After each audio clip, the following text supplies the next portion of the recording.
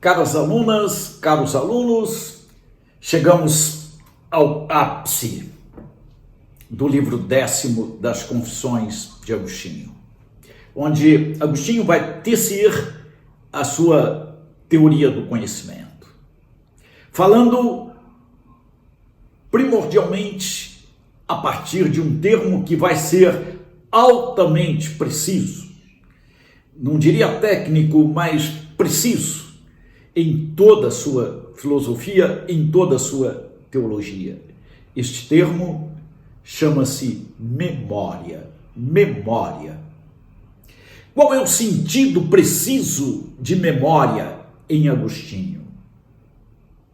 O sentido preciso de memória em Agostinho é duplo. Primeiro, é a possibilidade anamnética de reflexão. Esta racionalidade anamnética que ele traz e que ele toma de Platão, uma anamnesis, uma recordação, e não há memória sem recordação, digamos assim, constitui, por assim dizer, né, o primeiro sentido de memória em Agostinho. Mas este sentido é icônico, nós poderíamos dizer hoje com Peirce, não é?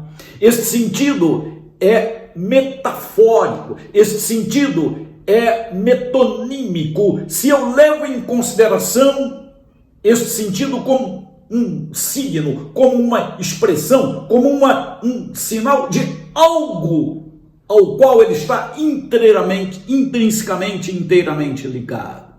E este algo sou eu. Memória, então, é possibilidade de reflexão anamnética e é a estrutura mesma interior do ser humano. Em outras palavras, memória em Agostinho pode-se dizer, é alma, interior, interioridade. Agostinho vai trazer para a interioridade, não é, toda a sua preocupação, a interioridade do homem, a interioridade do ser humano, e é dela, naturalmente, que parte toda a sua reflexão. Eu diria mesmo a reflexão teológica. Ele vai chegar, né, ao De Trinitate através de uma analogia, porque existe esta analogia entre a reflexão da memória e o eu sou, a memória. Entre o eu sou e a reflexão há uma analogia, é um analogado que existe, não é? E eu diria, não é, esta relação, ela constitui, por assim dizer, não é, o sentido preciso de memória em Agostinho. A memória sou eu sou a memória. É interessante que esta realidade da subjetividade em Agostinho, eu diria o cogito agostiniano, é diferente do cogito cartesiano, porque enquanto para Descartes, né, é razão, e é quase uma razão pura, né, em Agostinho, esta razão é vida, este sum que não pode absolutamente ser abstraído da memória de quem naturalmente está refletindo, não é? É, antes de tudo, uma vida, é uma vida racional, é vida também, com todas as suas dimensões, e aqui nós vamos ver a importância da confissão, não só, né, para a psicologia, para a metafísica e para, digamos assim, a teologia como referência, para a própria confissão, né, expressão desta realidade, expressão do eu, expressão da interioridade. Quer dizer, é algo que já é, e é algo que se faz, é algo que é substancial. Eu sou durante a vida inteira, mas eu sou na medida em que esta substancialidade que sou eu, pessoa, né? É claro que isto não está ainda aqui, está embrionário aqui, esta noção, né, de pessoa é ainda com noção embrionária em Agostinho. Mais tarde vai se delinear com Boécios e com Tomás e outros autores, mas não, ela é embrionária, mas é esta pessoalidade, sim, que já está aqui presente, Quer dizer, é algo que é e que se constrói. É algo que se constrói e que é. É uma construção, mas já é um já é. Estou aqui com De Vera Religione, né, onde ele vai dizer, 39,72, tem aqui a edição francesa, e ele vai dizer, né, ele vai recomendar isto, né? Vou ler e traduzir, ne va pas au dehors, né? Não, estou lendo em francês porque é o texto que eu tenho, não vá para fora, não procure nada fora, entre em ti mesmo, entre, vá para dentro, né? C'est dans l'homme intérieur qu'habite la vérité, é no homem interior que mora a verdade.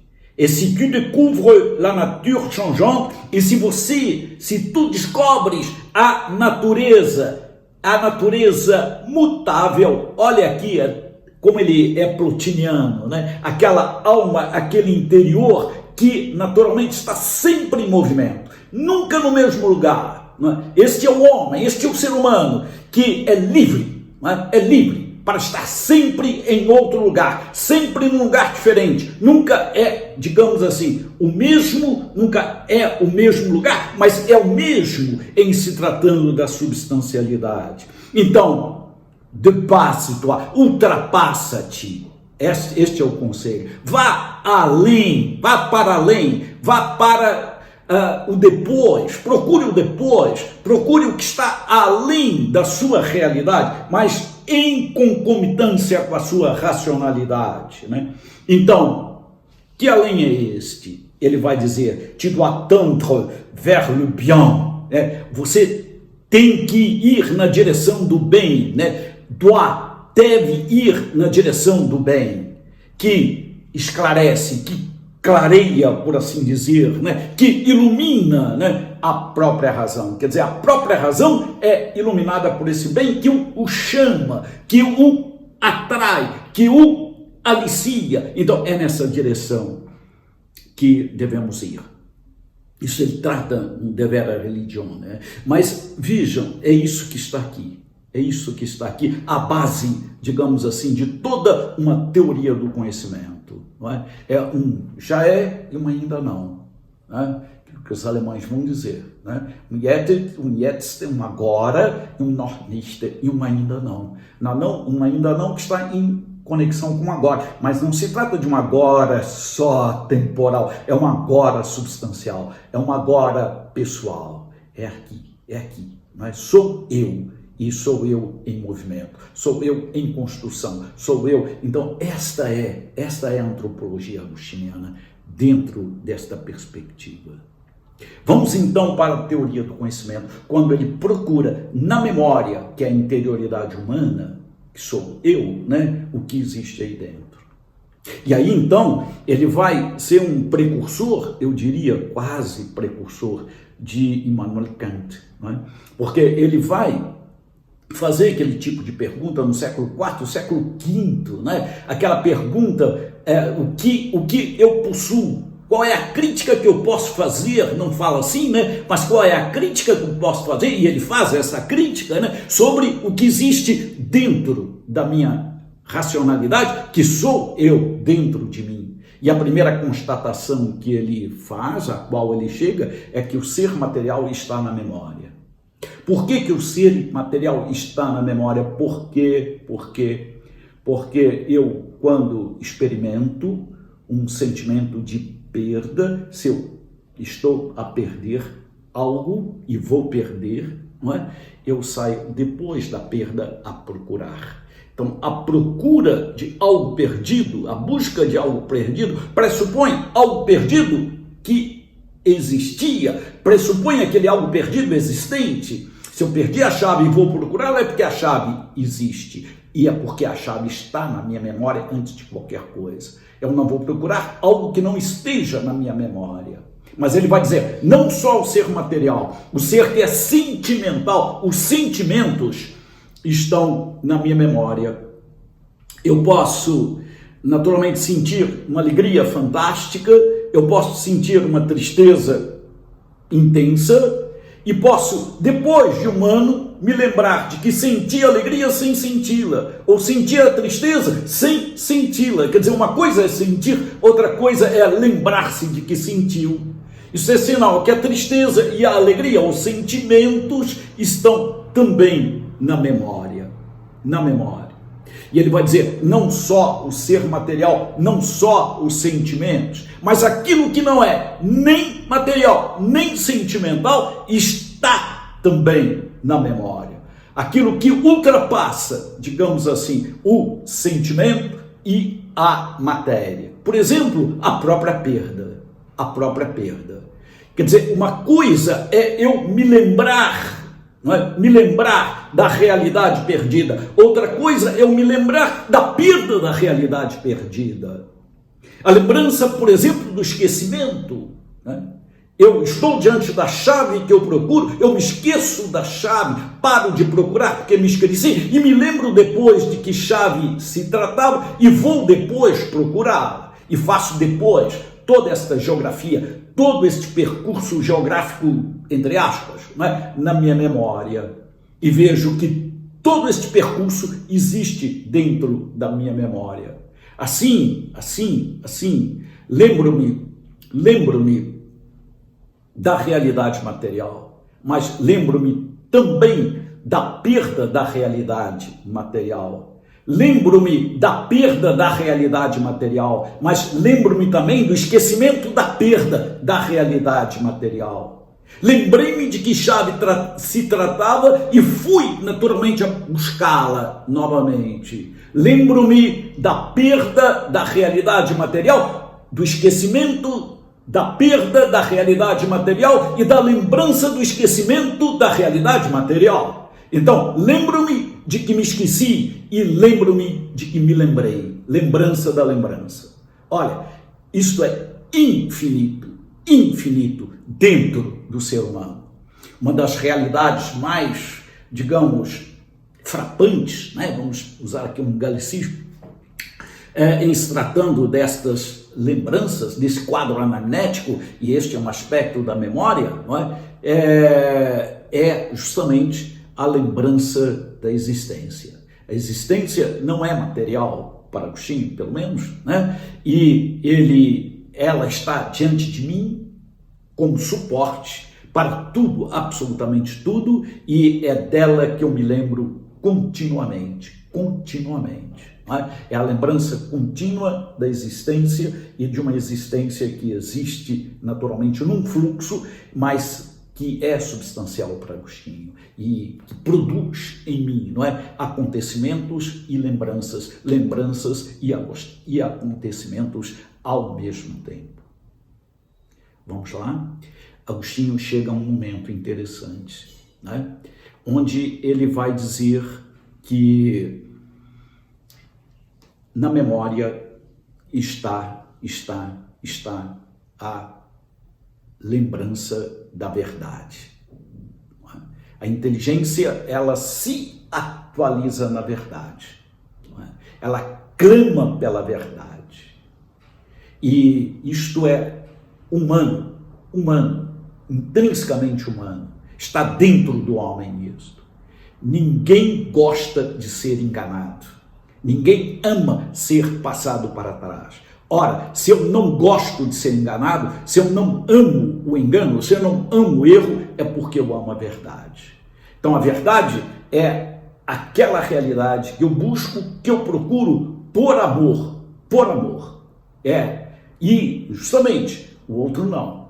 A outra realidade não. Outra realidade não é, digamos, difusiva como a verdade. É repugnante, é o contrário, não é?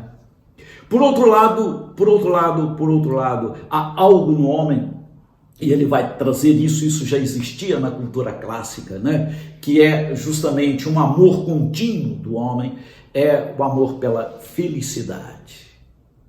A vontade se atualiza, digamos assim, no bem, e em se atualizando no bem, ela busca a felicidade para o próprio ser humano. Então, vejam bem, inteligência e vontade, ok? Se atualizando, ok? é inteligência que se atualiza na verdade e vontade que se atualiza na felicidade. Não é? Vejam, ele vai dizer, é na combinação das duas que nós vamos encontrar justamente a realização do ser humano. Quer dizer, uma teoria do conhecimento que tem, digamos assim, uma implicação, né, na praxis vital, que tem uma implicação, eu diria, dentro de uma estrutura que também é ética, que também é moral, não é? Que tem uma implicação dentro do conhecimento e do desconhecimento, não é? Eu desconheço a minha têmpera moral, eu desconheço o que eu valho, eu desconheço o que eu sou, a que sou capaz de resistir, não é? Do ponto de vista moral, mas do ponto de vista psicológico e do ponto de vista fisiológico. Né? Estamos aí diante do coronavírus, estamos aí diante, sem fazer anacronismos, né? Diante de um vírus pequenininho, que é capaz, naturalmente, infinitamente pequeno, não, né? Que é capaz de destruir o homem e que eu desconheço. Não só desconheço, mas desconheço também a minha capacidade de resistência, a minha têmpera moral, têmpera do aço, a capacidade de resistência do aço, a minha têmpera psicológica, a minha têmpera fisiológica, não é? Nós desconhecemos, mas nós vamos ver. A esperança é que vai naturalmente nos configurar.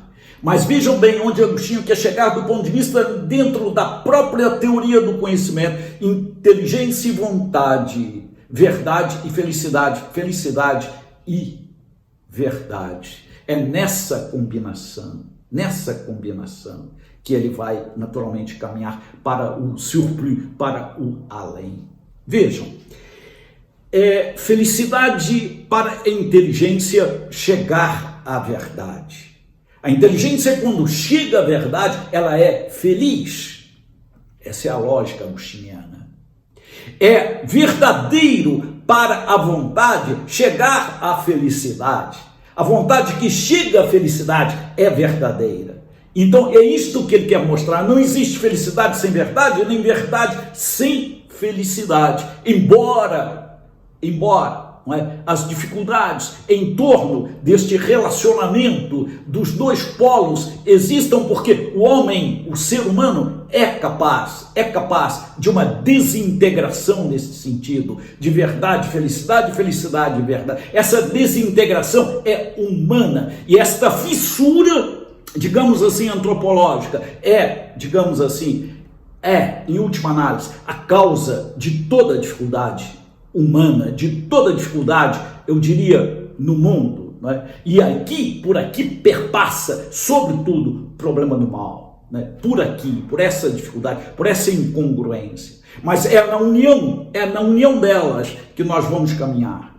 E a referência, e aqui ele postula, a referência maior para isto só pode ser uma. E aqui eu postulo, há que existir, né, esta felicidade, esta verdade que eu procuro, esta verdade e felicidade que existe dentro de mim, esta felicidade, esta vontade como ideal que pressupõe, digamos, a minha própria antropologia. Há que existir isto, há que existir esta realidade. E esta realidade, então, ele vai dizer, no homem não existe de uma maneira plena, porque quando ele a tem, ele não a tem, e quando ele busca, ele não a tem. Quando ele busca, ele não a tem porque busca, e quando a tem, ele não a tem porque a qualquer momento ele pode perdê-la. Esta é a miséria, esta é a noção de miséria humana aqui dentro.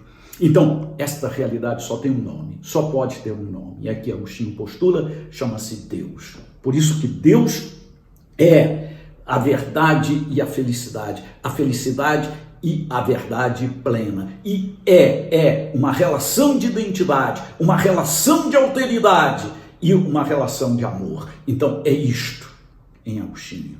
Então este mundo de relações que sou eu, ele existe para que eu, em pensando neles, chegue à relação subsistente por excelência, que é Deus. Na sua identidade, que eu não vou naturalmente compreender, mas se não a compreendo na sua unidade intrínseca, posso compreendê-la como presença diante de mim e como referência para eu próprio pensar, digamos assim, um desejo que é enorme, que é infinito, que é grande.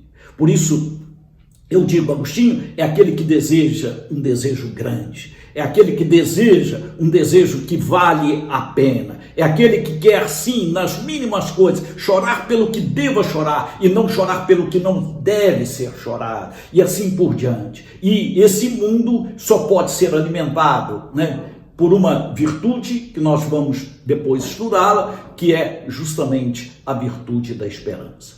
Assim, então, concluímos esse primeiro momento da teoria do conhecimento e como ela se, naturalmente, articula no livro 10º das Confissões de Agostinho. Muito obrigado.